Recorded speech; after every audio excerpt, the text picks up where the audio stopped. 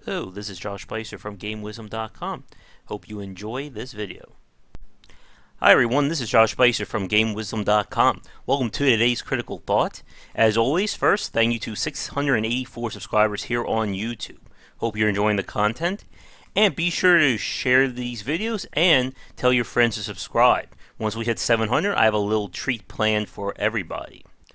Before we begin today's critical thought, just going to give you the heads up, we're apparently in some kind of summer weather, fall and summer, which means that my allergies are extra bad today and probably for the foreseeable future, which means I may have to either take some more drinks or there's always the possibility of me losing my voice while we're talking.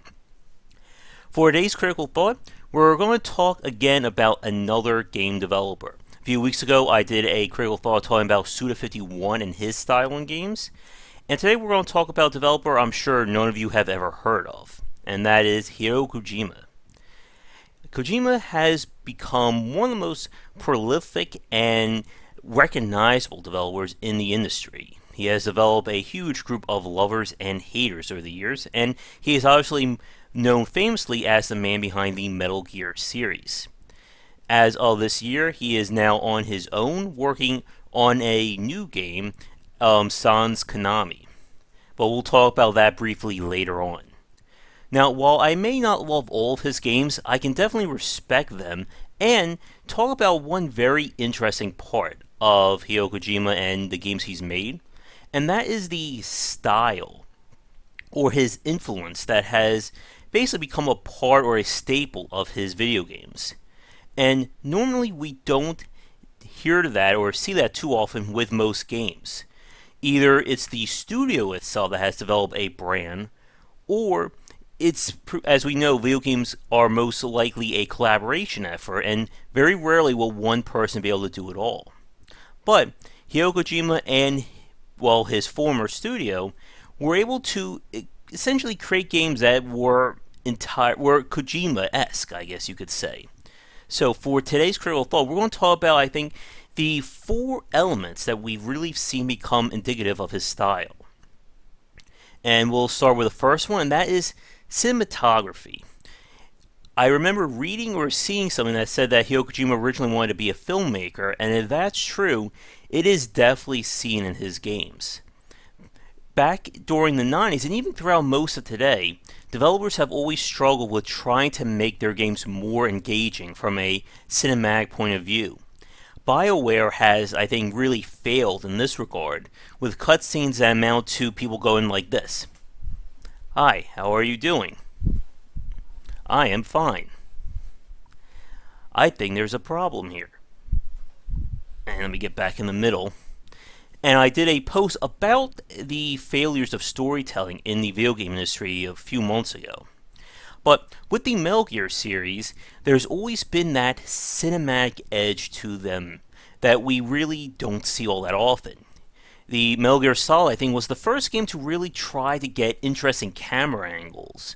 It was also the first game, to my knowledge, that actually named the voice actors and actresses to their characters. I don't think any other game did that before, and I think very few games do that today. And I don't mean naming them in the credits, I mean when they're introduced in-game, you see the character's name and their voice actor or actress. But his games have always been about trying to tell these stories as engaging as possible. Now, of course, sometimes it works, sometimes it doesn't. I'm pretty sure Metal Gear Solid 4 may have had a 32-hour cutscene in there. I don't know, I may have fallen asleep somewhere in between one of those cutscenes. But for the most part, his games try to tell their stories with more interesting angles, with characters interacting with each other, and definitely a step up in terms of voice acting compared to other games, especially at the time. And as another interesting side note, I think Metal Gear Solid, at least the original, was the first time, at least in a video game, that a voice actor essentially became recognizable to a character. This was long before the likes of top tier actors such as Tara Strong, Nolan North, Troy Baker, etc. And that is, of course, David Hayter as Solid Snake. Now, this kind of cinematography, I think, helped to tell these very interesting stories. And yes, they are confusing as hell, but you have to give them the credit of at least trying to elevate video game storytelling back in the day. We'll come back to that probably in a few minutes. The second part of what makes these games very much indicative of Hideo Kojima's style would have to be the gameplay. And this is the part that I'm kind of surprised that I haven't heard more talk or discussions about. And here's my question for you, for those of you watching. If I name a game, you should be able to pretty much describe it in one word. If I say Mario, you'll say platformer. If I say Far Cry, you can say shooter, Halo, same thing. But if I ask you in one word to describe a Metal Gear Solid game, can you do that? I know most of you right now are going to say, well, duh, stealth. But that's not the case. One of the things about the Metal Gear Solid series I find very fascinating is that they're really built as a collection of mechanics and abilities for the player. It's not just stealth gameplay. You can shoot characters, you can get into gunfights. It's not just fighting with guns. You have CQC and melee. And then there's a wide variety of options and other tactics that you can use in these games. And later games such as Snake Eater and especially Metal Gear Solid 5, from what I've seen, are about this sort of sandbox situations where you have a goal to get to, but you are free to do whatever you want in terms of how to do that. Do you want to be sneaky? Do you want to set up traps? Do you want to interrogate soldiers for information or clues? You can do all that. Even Metal Gear Solid 2 had the grip system where you could spend 100 pull-ups and become better at hanging on ledges. And it's very interesting to see this kind of design because when you think about it, the Metal Gear Solid series really were ahead of its time in terms of the rest of the industry. This kind of multiple system or multiple approach to games really didn't become popular until the mid-thousands, when we saw the likes of Grand Theft Auto, Assassin's Creed, Infamous, Dishonored, Shadows of Mordor, which I've been playing lately. And in these games, they're about giving the player a big toolbox of abilities and systems to use and saying, use what you want. And the Solid series was really the first to do that. As an interesting point, they were also one of the first games to really, I think, get the point of having unique sections or situations. Each one of the Metal Gear games has some kind of unique twist or angle, whether it's the torture segment in the original Metal Gear, or hand-to-hand fighting at the end of Metal Gear Solid 1 and 4. And something else which I know some of you are about to comment on, but trust me, we'll get to that in a minute. And in a lot of video games that try to do like multiple systems or multiple sections, it's usually seen as padding or, making it less than the sum of its parts. But with the Metal Gear Solid series, it all feels integrated. It feels like it's supposed to be there. And another example of a developer that has done that would be Valve, with the Half-Life series and how they're built around these sections or different set pieces that the player has to go through. But again, Metal Gear Solid, and then with the series, really did get ahead of the curve of the rest of the industry. One second, gotta quench my thirst here.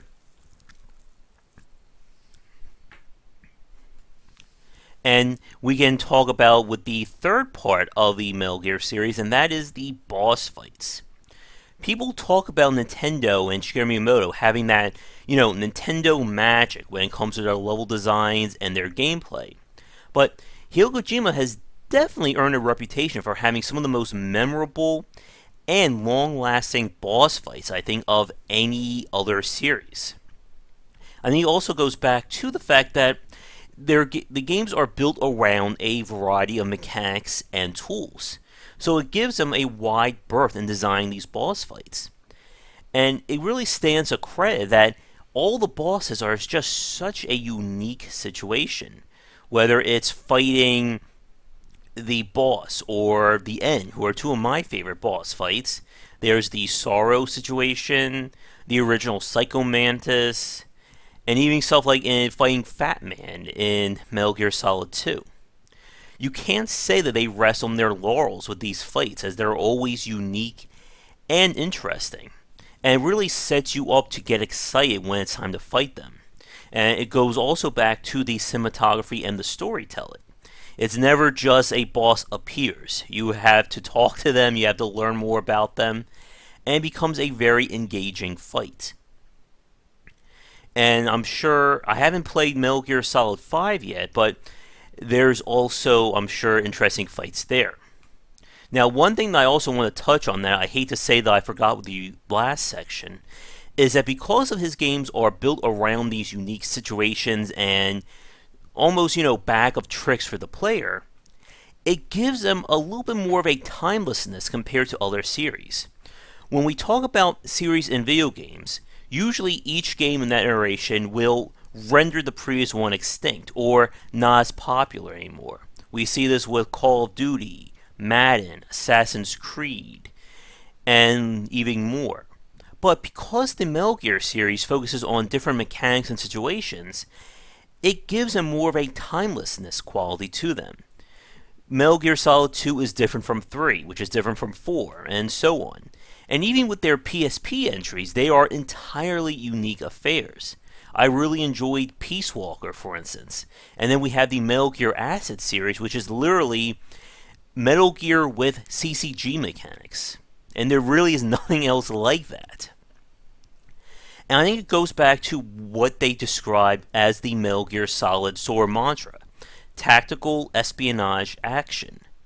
It's not just a stealth game or a boss fight or an action game. It's all these elements wrapped up into one. And that takes me to the final point that I want to talk about that is indicative of Hideo Kojima's style. I think this is the one that has made him the most polarizing. And that would be weirdness.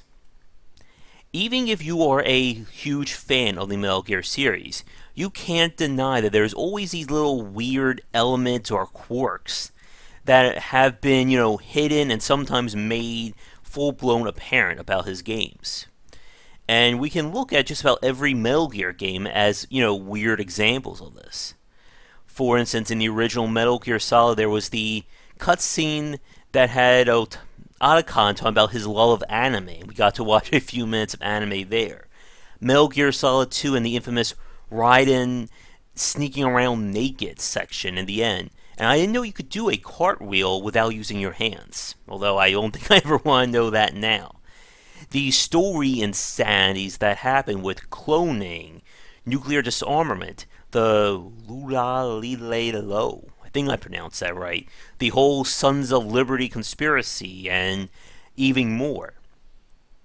And one last example, Metal Gear Solid 4, when you actually had a live-action pseudo-interview with David Hayter talking about, I think, private military companies as one of the opening cutscenes. You never know what to expect from a Metal Gear Solid game, or I should expand it, from a game from Hideo Kojima. When it was announced that he was going to do Silent Hills, which was the big reveal from PT, I was very excited about that. I wanted to see what Hideo Kojima would do in the Silent Hill universe. Now, unfortunately, that didn't come to pass, but he's now working on his next game, which I'm sure, as we've seen from the E3 announcement, is just your very box standard game. We've seen it all before, starring Norman Reedus apparently giving birth in a sea of dead whales. I'm sure that will all make sense, and there'll be no lingering questions when we see more of that game. But to wrap up today's critical thought, even though I don't love all his games, my personal favorites would be Metal Gear Solid 3 and Peace Walker, with the caveat that I have not played Metal Gear Solid 5 yet. I can definitely respect him from a designer point of view, and again, about being one of the few developers to have his own style that has become a major cornerstone of his games. The same thing we see with cult filmmakers like John Carpenter or Cronenberg. And when you play a game from Hideo Kojima, you can definitely see these four elements in there. and they really give you a game that you never know what you're going to see next or what's going to be the next part of his games. And that's why no matter how many Norman Reeses giving birth with whales that I see, I'm definitely curious to see what this next game is going to be and whatever comes next from him after that. So, this has been today's Critical Thought. Thanks so much for watching. If Hideo Kojima is watching this, I would certainly love to talk to you about your games. Definitely send me a message. Be sure to check out the Patreon campaign below. And, once again, I'm Josh Bycer from GameWisdom.com. See you all tomorrow with another Critical Thought and more great videos here on the YouTube channel. Thanks again for watching. See you all then. Take care. Thanks for watching the video, everybody. If you enjoyed it, be sure to like and subscribe to the channel. Leave a comment, of course, share with your friends. It always helps out. Check out game-wisdom.com, where I examine the art and science of games. You can follow me on Twitch and Twitter under GW Bycer for the latest updates of new content. And be sure to check out our Patreon campaign. You can find us on Patreon under Game Wisdom if you would like to donate and help contribute to keeping Game Wisdom going. Your donations can not only give us the monthly funding we need to keep supporting ourselves, but if we can hit some goals, it will mean more great content for you, and there are some nifty little rewards there as well. Thanks again for watching this video, and be sure to tune in to the next one real soon.